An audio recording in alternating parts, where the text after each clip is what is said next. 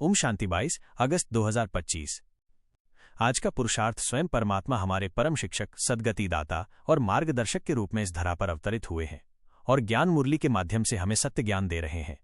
ये मुरली हम ब्रह्मावत्सों के लिए ईश्वरीय ज्ञान की नींव है। ये मुरली हमें बताती है कि कैसे हम इस ज्ञान को अपने जीवन में उतारकर अपने लक्ष्य को प्राप्त कर सकते हैं। इसलिए नित्य मुरली का गहराई से अध्ययन करें। मुरली के प्रमुख बिंदुओं और उनसे जुड़े पुरुषार्थ को विस्तार से नीचे समझाया गया है। मुरली के प्रमुख बिंदु। मुरली में कई महत्वपूर्ण अवधारणाएं प्रस्तुत की गई हैं जो हमारे जीवन को सही दिशा देने में मदद करती हैं। मुरली का सबसे बड़ा संदेश ये है कि हमें पढ़ाने वाला कोई साधारण मनुष्य नहीं बल्कि स्वयं ऊंचे ते ऊंचा बाप परमात्मा है। ये पढ़ाई हमें इस सृष्टि का मालिक बनाती है जिससे हम डबल सिरताज राजाओं के राजा बनते हैं। जब हमें ये निश्चय हो जाता है कि भगवान स्वयं हमें पढ़ा रहे हैं तो हमें खुशी में रोमांच आ जाता है। ये निश्चय ही हमें हर परिस्थिति में स्थिर रखता है और माया के तूफानों से बचाता है। मुरली के अनुसार हमें अपने बेहद के बाप को याद करना चाहिए। इस याद को ही योग कहा गया है, जिसे अंग्रेजी में कम्युनियन कहते हैं। ये योग ही हमें पावन बनाता है और साइलेंस की शक्ति देता है जिससे हम विश्व पर विजय प्राप्त करते हैं। ये मुरली हमें 84 जन्मों के चक्र के बारे में बताती है। हम आत्माएं ही इस ड्रामा के अनुसार देवता से क्षत्रिय, वैश्य और शूद्र बनते हैं और फिर पूज्य से पुजारी बन जाते हैं। इस ज्ञान को समझकर हम अपनी मूल स्थिति को पहचान पाते हैं। हमें अपनी पहचान देह से हटाकर आत्मा के रूप में करनी चाहिए। ये ज्ञान हमें परमात्मा ही देते हैं। हम आत्माएं कितनी छोटी बिंदी हैं, फिर भी हम ही अनेक बार इस सृष्टि पर आकर अपना पार्ट बजाती हैं।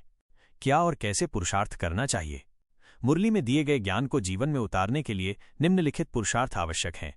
ज्ञान को धारण करना। सबसे पहले ये निश्चय करें कि आप भगवान से पढ़ रहे हैं। ये कोई साधारण पढ़ाई नहीं है बल्कि ये वो ज्ञान है जो आपको विश्व का मालिक बनाता है। इस पढ़ाई में पूरा ध्यान लगाएं और रोज मुरली सुनकर उसे जीवन में धारण करें।